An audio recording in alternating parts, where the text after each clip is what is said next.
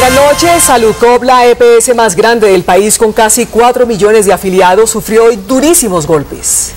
La Superintendencia de Salud le intervino y retiró a su presidente tras detectar graves irregularidades. El gobierno garantizó normalidad en la prestación de servicios a los usuarios. Según el superintendente de Salud, Conrado Adolfo Gómez, la intervención busca proteger a los usuarios de la EPS Saludcop, que llegan a los casi 4 millones. Las principales irregularidades encontradas por la Supersalud son: falta de liquidez. La Supersalud señaló que Saludcop en el año 2010 giró más de 8.000 cheques para pagar a sus proveedores, pero los mismos nunca fueron entregados. Hay unas deudas a proveedores que son de 360.000 millones de pesos.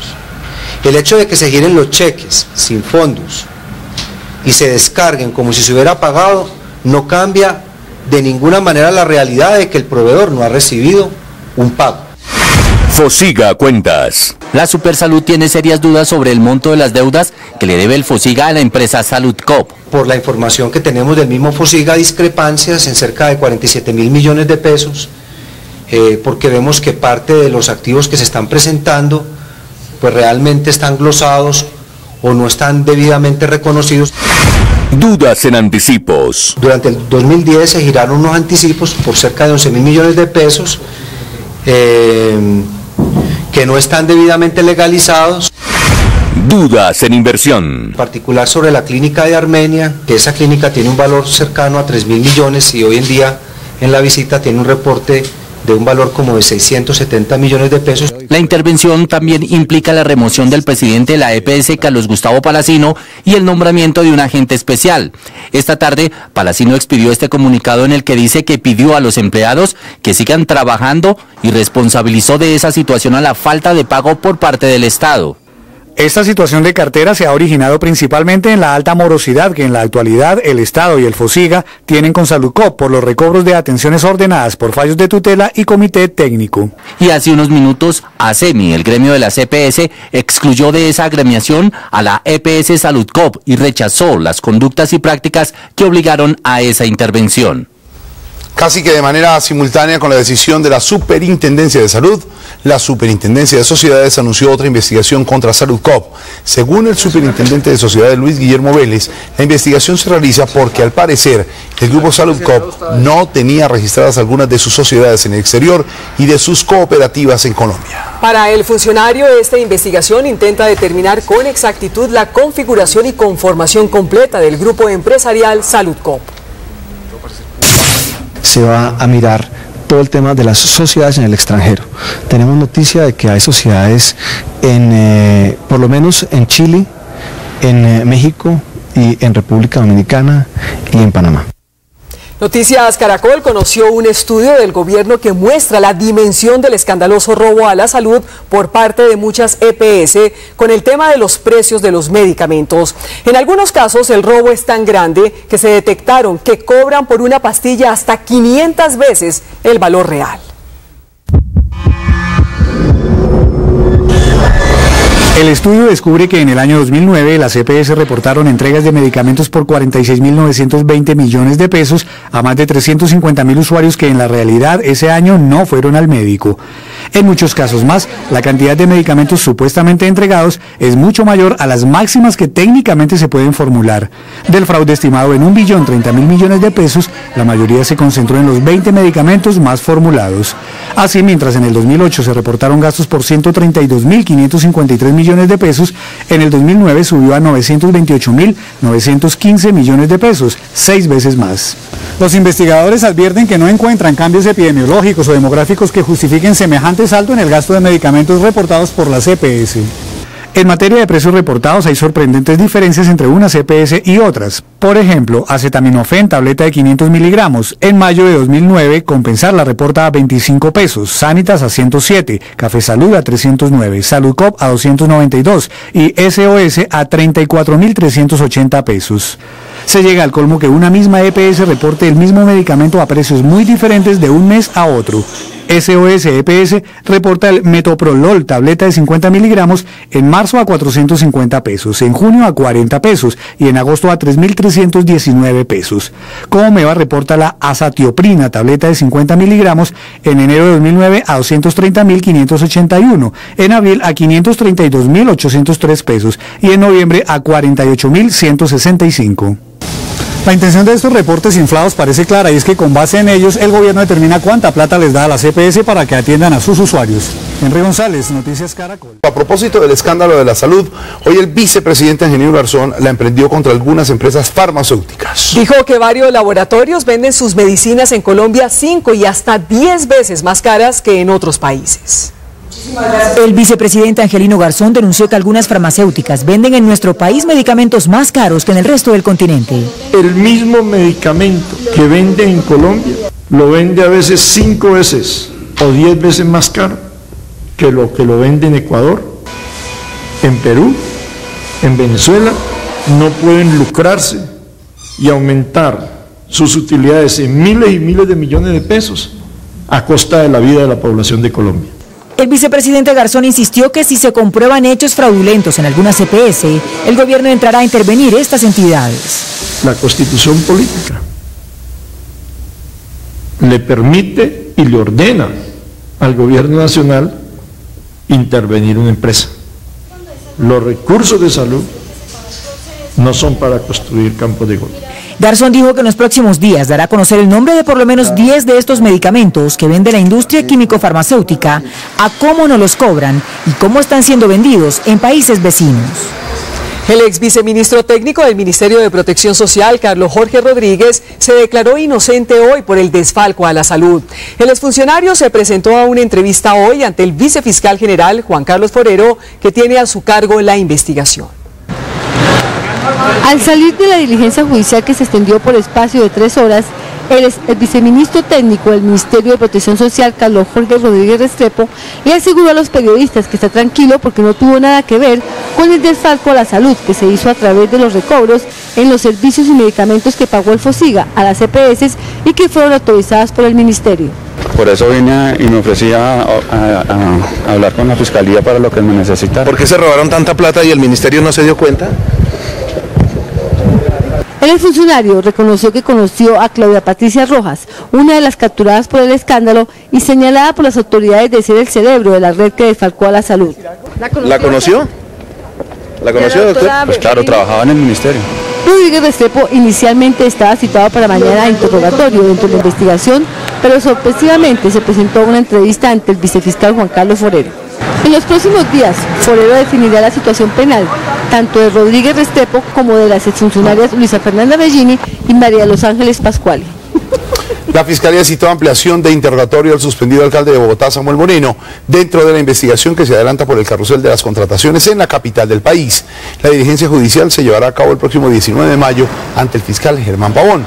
Moreno había rendido interrogatorio el 19 de noviembre del año pasado. En esta oportunidad, el funcionario deberá explicar algunos aspectos relacionados con la investigación que se adelanta en su contra. La Policía Nacional reveló hoy detalles del seguimiento y operativo de captura de alias Tavo, el segundo de la peligrosa organización criminal de alias Valenciano. Alias Tavo fue capturado en Aruba con apoyo de autoridades de la isla y de Estados Unidos. En los próximos días será extraditado a ese país. Llegaron. Este hombre es alias Tavo. Agentes encubiertos grabaron todos sus movimientos desde hace una semana cuando llegó a Aruba para asistir a una reunión de narcotraficantes. Es el de la gorra. Unas horas después, fue detenido por las autoridades locales en una de las principales vías de la isla, según el director de la policía, general Oscar Naranjo. Y es este individuo el que le daba todo el soporte para el narcotráfico, para las operaciones financieras y al mismo tiempo para la ejecución de masacres y asesinatos.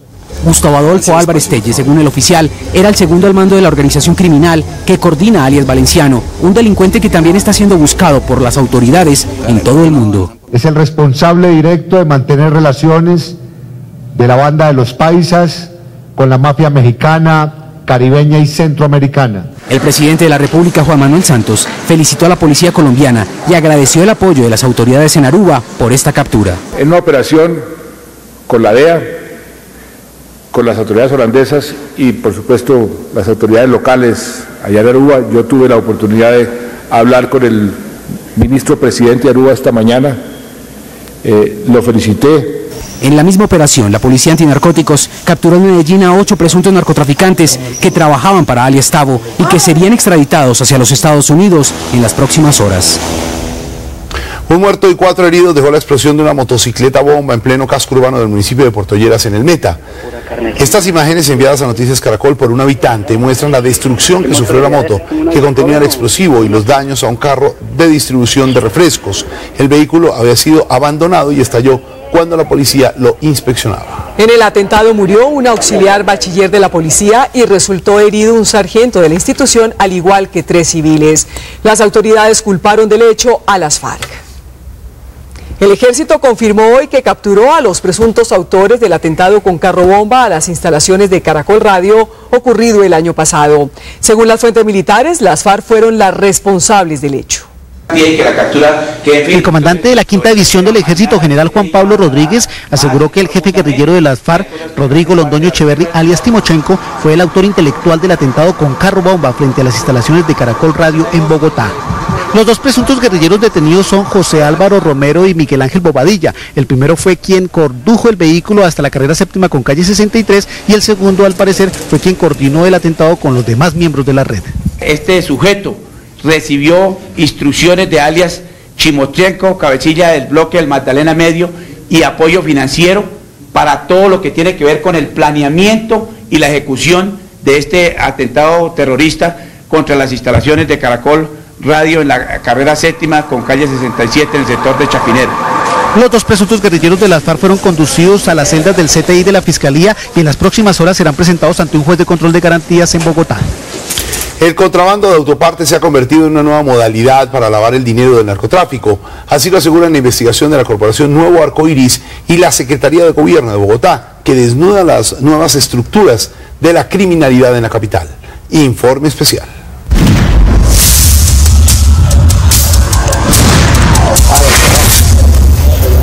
Estas están plenas y baratas, man. La oferta ocurre en el interior de un edificio de 3 plantas. Por donde uno mira hay cientos de autopartes, repuestos usados, muchas veces de dudoso origen, que son vendidos como pan caliente en una ciudad donde ruedan casi 2 millones de automóviles. La demanda de autopartes más grande de Bogotá se concentra aquí en el 7 de agosto, un comercio muy activo que se mueve entre lo legal y lo ilegal.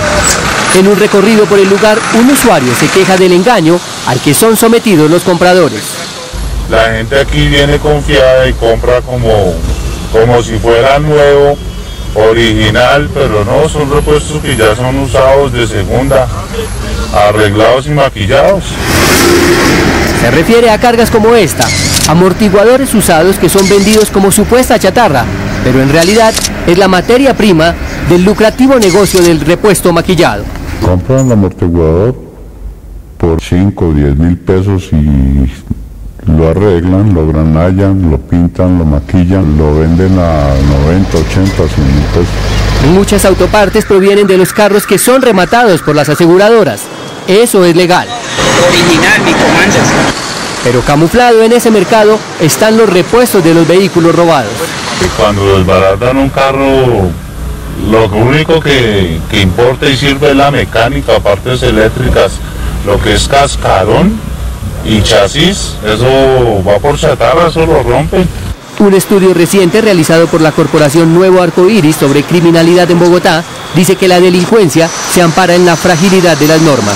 La policía hace un operativo, acaba con una banda, pero los que están surtiendo el negocio, los que garantizan que el negocio continúa, pues están amparados detrás de empresas fachadas que nunca consiguen y que renuevan con mucha facilidad. Tulio Zuluaga, presidente de Asopartes, reconoce los esfuerzos de la policía, que logró bajar la tendencia que en el 2001 tuvo su punto más alto cuando se registraron 5.400 casos. Desde entonces, la cifra bajó a 4.438 casos anuales, pero falta más, dice el dirigente gremial. Hemos atacado, como debe ser, los negocios de autopartes ilegales usadas.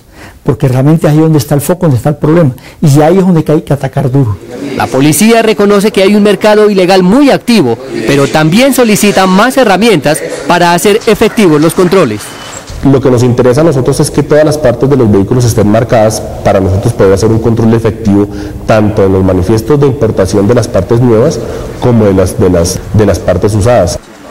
Otro delito que llama la atención del estudio es el contrabando de autopartes. Incautaciones como esta en Cartagena, donde pretendían entrar estos motores usados, haciéndolos pasar como nuevos, son frecuentes por parte de la Policía Fiscal y Aduanera. Esta ruta venía hacia Panamá, Colombia. Esto lo que nos indica es que hay que cerrar filas en estos controles, en estos filtros que tenemos a nivel de los puertos. Según Asopartes, el contrabando mueve un promedio de 4.3 billones de pesos anuales, cifra astronómica que trae consigo otro delito. El negocio hoy en día está precisamente en el lavado de activos y que muy probablemente detrás de muchos de estos negocios efectivamente están lavando una cantidad muy grande de dinero. El reto no solo es bajar la tendencia del hurto de vehículos, sino cortar las complejas redes de lavado de activos que financian a los delincuentes, dice la policía. Pero el ciudadano también puede contribuir cuando compra mercancía legal. El suspendido director del IDU, Néstor Eugenio Ramírez, renunció en las últimas horas ante la alcaldesa encargada de Bogotá, María Fernanda Campo.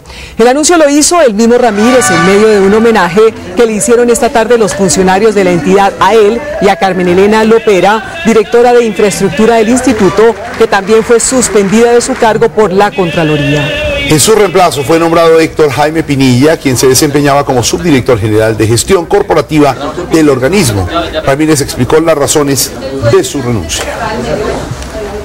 El exrepresentante Germán Olano, investigado por el escándalo de la contratación en Bogotá, seguirá detenido. La Sala Penal de la Corte Suprema de Justicia dictó medida de aseguramiento en su contra. El alto tribunal se indica a Olano Becerra de 2 delitos: cohecho propio y celebración de contratos sin el lleno de los requisitos legales. La Sala Penal le negó a Olano el beneficio de la detención domiciliaria. El excongresista liberal ya había sido sancionado por la Procuraduría con destitución e inhabilidad para ejercer cargos públicos por 12 años tras comprobar su participación en el llamado carrusel de las contrataciones. El excomisionado de Paz, Luis Carlos Restrepo, fue citado por la Fiscalía para rendir versión libre por presuntas irregularidades en la desmovilización de los frentes Barro Blanco y Héroes de Anorí, del bloque Mineros de las Autodefensas. La diligencia judicial se llevará a cabo el próximo 18 de mayo a las 8 de la mañana ante un fiscal de la Unidad Anticorrupción. Restrepo deberá explicar cómo se presentaron las desmovilizaciones de estos frentes, cuyas irregularidades fueron denunciadas por los jefes paramilitares Freddy Rendón Herrera, alias el Alemán, y Juan Carlos Sierra, alias el Tuzo. En Siria siguen conociéndose imágenes de la brutal represión con la que el régimen pretende eliminar a los que están en contra del gobierno.